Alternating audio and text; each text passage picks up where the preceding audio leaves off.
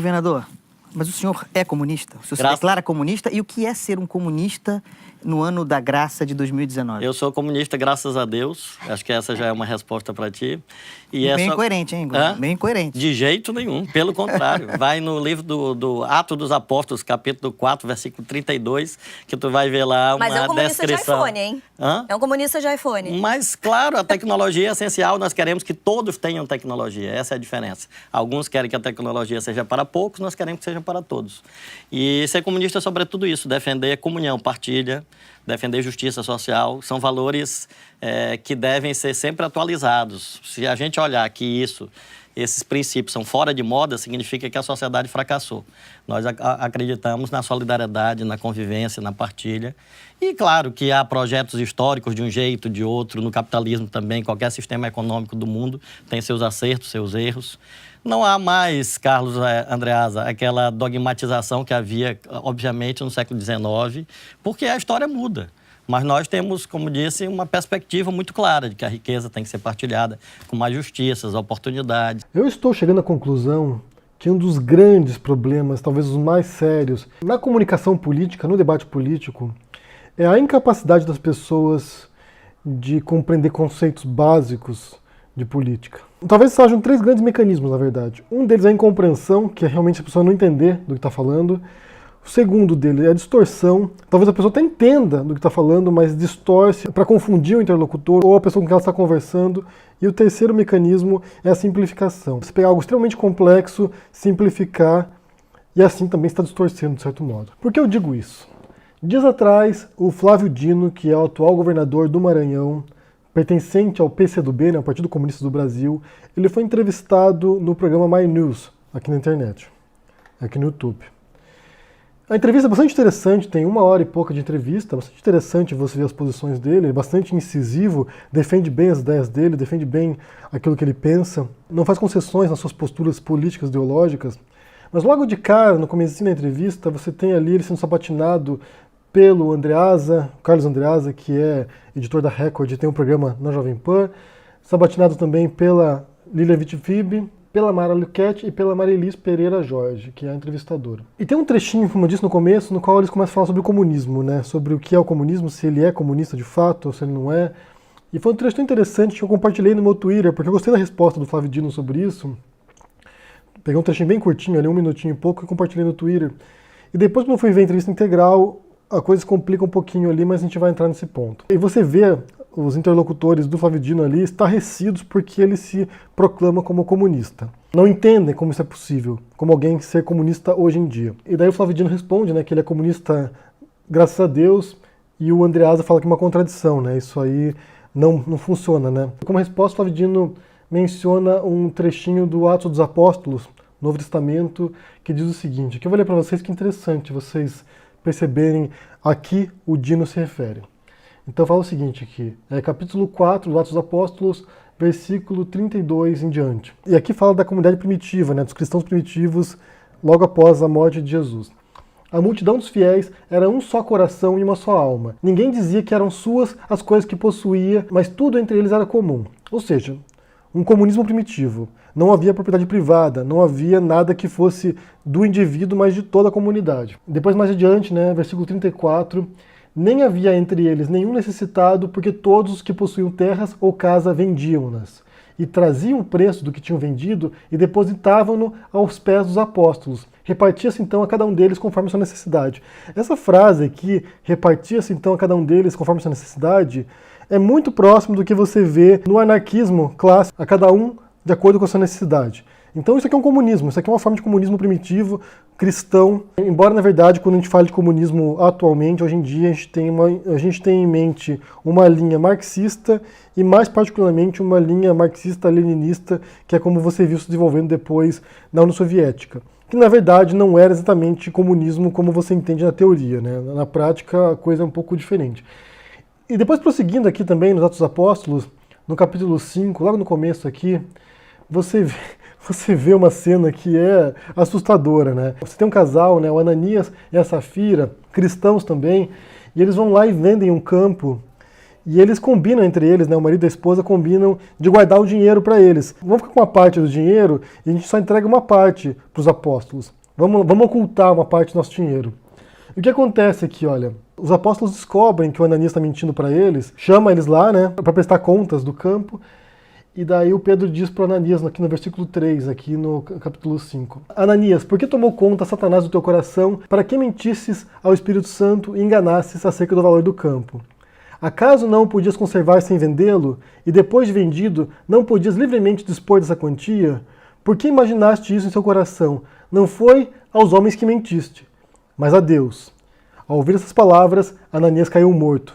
Apoderou-se o grande terror dos que os ouviam. Depois ele chama a mulher de Ananias, chama Safira, e ela também acaba morta.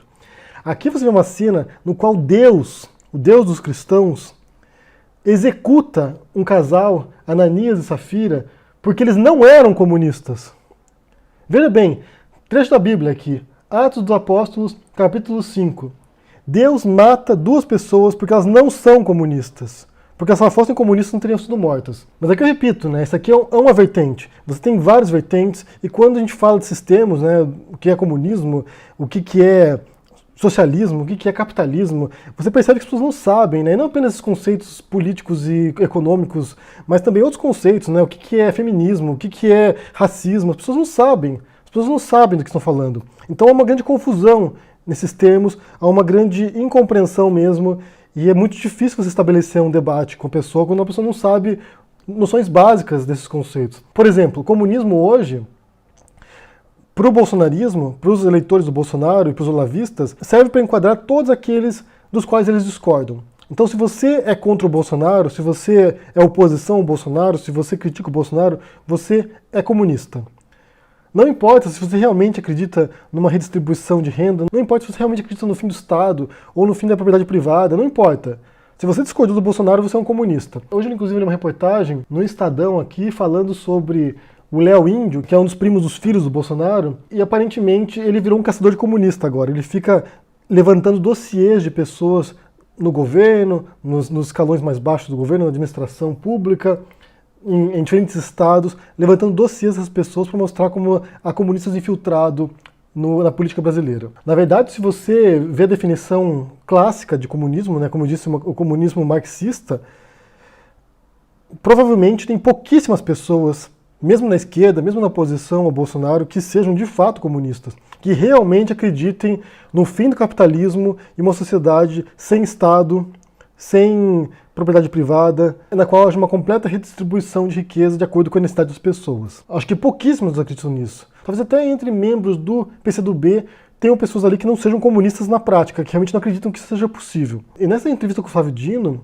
os entrevistadores tentam forçar para que o Dino explique o que é comunismo para ele, né, de fato, né, o que é isso, né, quando você fala comunismo, o que é? E ele não colabora para a percepção desse tema. Ele não realmente não, ele evita definir o que ele entende por comunismo. Se é simplesmente uma sociedade mais igualitária, menos injusta, sem pobreza, sem miséria, ele se recusa a entrar nessa definição. O que para mim é problemático, porque como eu disse, nós estamos trabalhando no nível dos conceitos. Então é importante saber exatamente o que quer dizer quando você fala de um liberal, quando você fala de um neoconservador, um conservador, ou de uma extrema-direita, ou de um comunista, ou de um socialista. O que essas coisas querem dizer? Por exemplo, quando eu falo de extrema-direita, eu já fiz alguns vídeos aqui explicando quais são os conceitos disso, quais são as definições disso, de acordo com teóricos profissionais nessa área, que trabalham com esse tema. Então você pode ir lá olhar e encontrar a definição. Isso aqui é extrema-direita. De acordo com esses autores aqui, você tem tais características. O que é fascista? Fascista virou um termo genérico também, utilizado para designar qualquer um que pareça ser reacionário.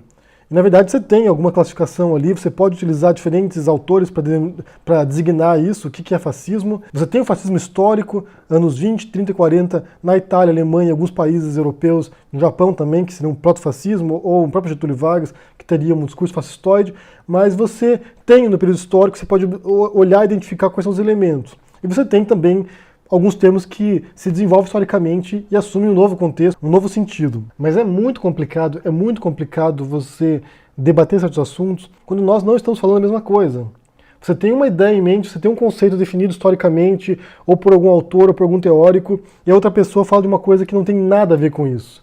Por exemplo, o que é comunismo para os bolsonaristas lavistas não tem nada a ver com o que é comunismo historicamente. Possivelmente não tem nada a ver com o comunismo do Flávio Dino, ou do PCdoB, ou desse comunismo primitivo dos cristãos. E só mais uma observação antes de concluir aqui. Há algumas perspectivas que trabalham a questão entre esquerda e direita nos seguintes termos. É que a direita, via de regra, tende a entender que certos fenômenos, certas situações são dados da realidade.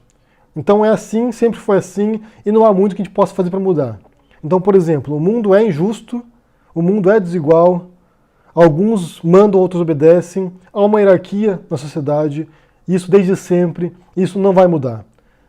A gente tem que lidar com essa questão como ela é e operar no interior dessas hierarquias, desse mundo como ele funciona. E há outras visões, e são atribuídas à esquerda geralmente, de que o mundo é injusto, o mundo é desigual, há opressão, há hierarquias, porém não precisa ser assim. A gente pode tentar buscar um mundo menos injusto, a gente pode tentar buscar um mundo menos desigual, a gente pode tentar evitar que pessoas morram de fome, que vivam na miséria, que sejam oprimidas, que sejam discriminadas. Que embora o mundo seja assim hoje, não foi sempre assim e não precisa ser sempre assim também. Então, basicamente, nessa concepção de esquerda e direita, tem muito a ver com a aceitação de que algo é daquele jeito e que nunca vai mudar, e de outra que pode ser desse jeito, mas que pode ser diferente também. Mesmo que seja utópico, mesmo que seja irrealizável em nossas vidas, ou em uma geração, ou em 2 gerações, ou em 10 mil anos. Tem certos valores que vale a pena lutar, mesmo sabendo que são impossíveis de serem alcançados. Eu, pessoalmente, vejo o comunismo desse modo. Pessoalmente, me parece algo irrealizável, nesse sentido de um mundo no qual não haja opressão, não haja injustiça, não haja desigualdade. Eu acho muito difícil. Porém, é possível sim um mundo com desigualdade menor, com menos opressão, com menos injustiça. Isso não só é possível, como há países no mundo que são assim. Há países que são extremamente desiguais, que são extremamente opressivos, que há uma hierarquia muito rígida, e há países no qual isso é muito mais fluido, há uma estrutura muito mais horizontal. Então, embora essa ideia de um comunismo global, no qual não haja nenhum tipo de opressão, onde todos são iguais, onde todos são livres, né, porque para o comunismo, essencialmente, a igualdade é a liberdade também, são 2 coisas que andam juntas. Embora isso seja impraticável, o objetivo de reduzir a desigualdade, de reduzir a fome, de reduzir a pobreza, a miséria, é algo pelo qual vale a pena lutar. Então eu quero saber de vocês aqui, a dúvida que eu quero deixar para vocês, é tendo esses 2 cenários aqui, de uma realidade como tal, dada, imutável, com hierarquias perenes, que perpassam toda a história da humanidade, e outra de uma sociedade que é desse modo, mas que poderia ser diferente. Onde você se situa?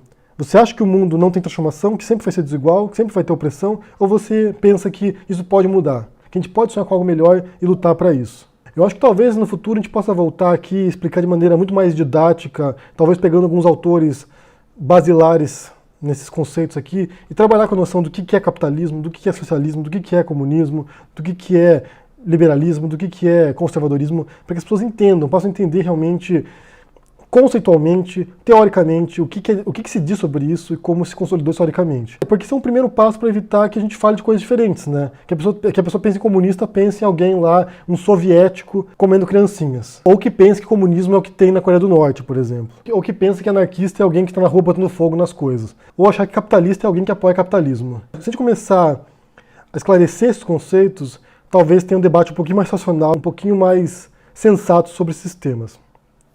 Sem desinformação, sem simplificação e sem incompreensão também. Eu quero saber o que vocês pensam sobre essas questões aí. Se vocês assistiram essa entrevista do Flávio Dino para o programa My News, o que vocês acharam?